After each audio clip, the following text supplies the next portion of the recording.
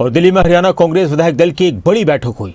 नेता विपक्ष भूपेंद्र सिंह हुड्डा की अध्यक्षता में बैठक हुई और इसमें आने वाले वक्त में कांग्रेस की राजनीति को लेकर, रणनीति को लेकर चर्चा हुई।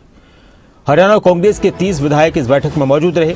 जिन 5 विधायकों ने राज्यसभा चुनाव में क्रॉस वोटिंग की थी, उनको इस बैठक में नहीं बुलाया गया। इसके साथ ही नेता विपक्ष भूपेंद्र सिंह हुड्डा ने इस बैठक के बाद प्रेस कॉन्फ्रेंस की और कहा कि हमारे 4 वोट इनवैलिड किए गए, गलत तरीके से इनवैलिड किए गए। उन्होंने कहा कि इसको लेकर चुनाव आयोग को पत्र लिखा गया है। क्रॉस वोटिंग के मामले में आलाकमान की तरफ से फैसला लिया जाएगा। 3 अप्रैल को अनुशासन कमेटी की बैठक बुलाई गई है और इस बैठक में जो आज किसानों के मुद्दे पर भी चर्चा हुई थी, कांग्रेस विधायक दल की बैठक, कि हम किसानों के मुद्दों को लगातार आगे बढ़ाते रहेंगे। इसके साथ ही जिन विधायकों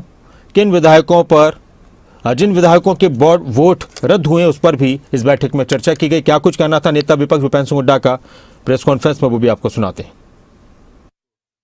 के चुनाव हुआ था, उसमें करमवीर जी ने सबका धन्यवाद किया है। बड़ी बहादुरी से हमारे साथियों ने वो किया है और इलेक्शन कमीशन को शिकायत लिख के भेज रहे हैं कि जो आरओ था उसने जो हमारी वोट जबरदस्ती वैलिड वोट को इनवैलिड किया। ये बात है। तो सर 4 वोट आपके इनवैलिड हुए, तो उसको लेकर अभी तक आपका स्पष्टीकरण नहीं है। वही बता रहे ना, हमारी वैलिड थी वोट, कोई इनवैलिड नहीं थी, जबरदस्ती इनवैलिड की गई और यही तकलीफ है। उसी के खिलाफ हम जा रहे हैं इलेक्शन कमीशन में और परमवीर जी बैठे थे, वो जरूरत पड़ी तो हाई कोर्ट में भी जाएंगे। 4 में से एक तो शुरुआत नहीं हो गई थी, परमवीर जी की जो वोट की बात कर रहे हैं, उसको लेकर के आपका क्या कहना है? क्योंकि वो तो शुरुआत में नहीं हुई थी, उनकी वोट डल चुकी थी। उसके बाद कई घंटे के बाद उन्होंने 2 घंटे असूल ये होता है, जब वोट डाले, जब किसी को एतराज हो तो उसी टाइम एतराज करना पड़ता है।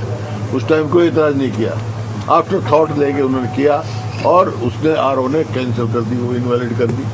जब कर नहीं सकते थे वो तो पहले ही अगर ऑब्जेक्शन आता तो उसकी वीडियो बनती, फिर बात करते, चुनाव आयोग इजाजत देता, जब फिर करते।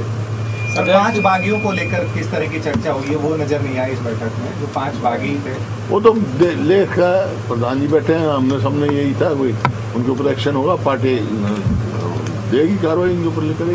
अच्छा जी, बाकी जो पूछो। 3 ने जवाब दिया, 2 का तो जवाब भी नहीं आया। हालांकि एक ने तो कह दिया खुल करके, मोहम्मद इजराइल ने, कि भाई मैंने तो अपना कहकर मैं क्षेत्र के विकास को लेकर के।